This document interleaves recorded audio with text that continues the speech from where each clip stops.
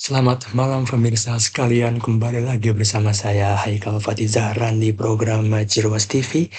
Saya melaporkan buntut dari putusan Menteri Keuangan naiknya gaji dan tunjangan anggota DPR RI berujung dengan aksi demonstrasi besar-besaran yang dilakukan oleh masyarakat sipil di depan kantor atau gedung Dewan Perwakilan Rakyat Indonesia yang berada di Jakarta.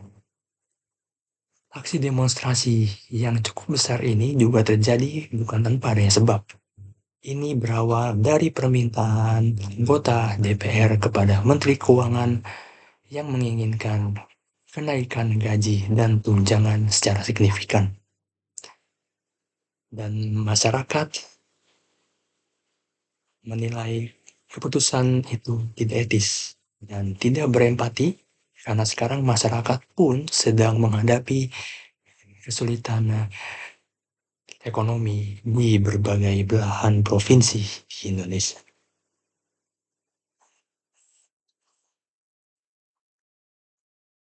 Para demonstran yang turun ke jalanan di depan gedung Dewan Perwakilan Rakyat itu terdiri dari berbagai lapisan masyarakat di seluruh Indonesia seperti mahasiswa, aktivis, buruh, dan masyarakat sipil biasa, dan mereka menyatakan bahwa pemerintah lalai terhadap rakyat dan tidak adanya transparansi dalam mengambil keputusan. Aksi demonstrasi seharusnya berjalan dengan lancar dan damai dan dengan slogan-slogan perjuangan. Namun, ketegangan mulai memuncak saat negosiasi antara perwakilan dari DPR dan masyarakat gagal menemui titik terang. Dan aparat pun mulai dikerahkan dan mulai menembakkan gas air mata dan water cannon. Bahkan ada korban jiwa yang berjatuhan di dalam aksi ini. Di sisi lain, oknum-oknum massa melakukan tindakan yang sangat anarkis seperti membakar fasilitas umum dan melakukan penjarahan terhadap beberapa rumah dari anggota DPR. Dan dilaporkan ada peran dari kelompok politik yang mencoba memobilisasi massa. Bahkan ada laporan lagi bahwa adanya oknum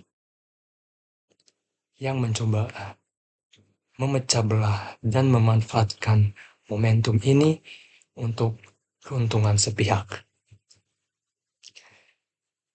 Dan dampak dari aksi demonstrasi ini sangatlah masif. Secara sosial ini menimbulkan perpecahan masyarakat. Dan yang paling utama itu ada di pihak masyarakat sipil dan juga pihak dari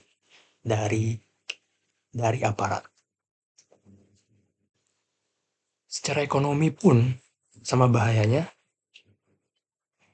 banyaknya kerusakan fasilitas umum oleh oknum-oknum massa ditaksir mencapai miliaran rupiah. Bahkan banyak juga korban jiwa yang berjatuhan di aksi demonstrasi kali ini.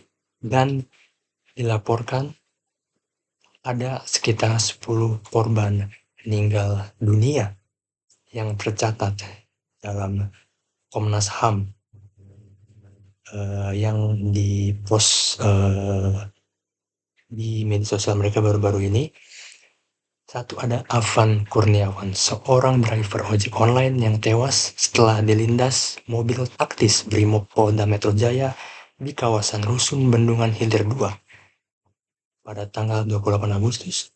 Ada Andika Lutfi Falah, seorang siswa SMKN 14 Tangerang, meninggal karena menuntut pembubaran DPR di kawasan gedung DPR pada tanggal 28 Agustus, Septinus Sesa meninggal dunia diduga saat ikut aksi memblokade kawasan Risi Jalan Yasudorso Manokwari pada tanggal 28 Agustus. Saiful Akbar, Kepala Seksi Kesejahteraan Rakyat Kecamatan Ujung Tanah, meninggal dunia akibat kebakaran kantor DPRD Kota Makassar. Muhammad Akbar Basri juga meninggal. Sarinawati, staf DPRD Kota Makassar, juga dilaporkan meninggal. Sama seperti Saiful Akbar, dia meninggal karena kebakaran. Rusman Diansah, juga seorang driver ojek online. Reza Senti Pratama, seorang mahasiswa.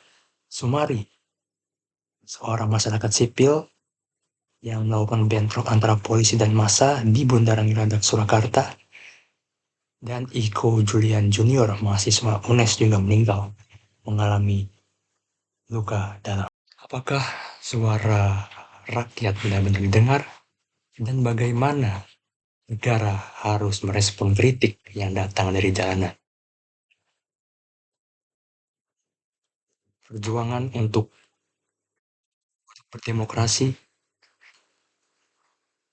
adalah proses yang sangat panjang dan seringkali menyakitkan.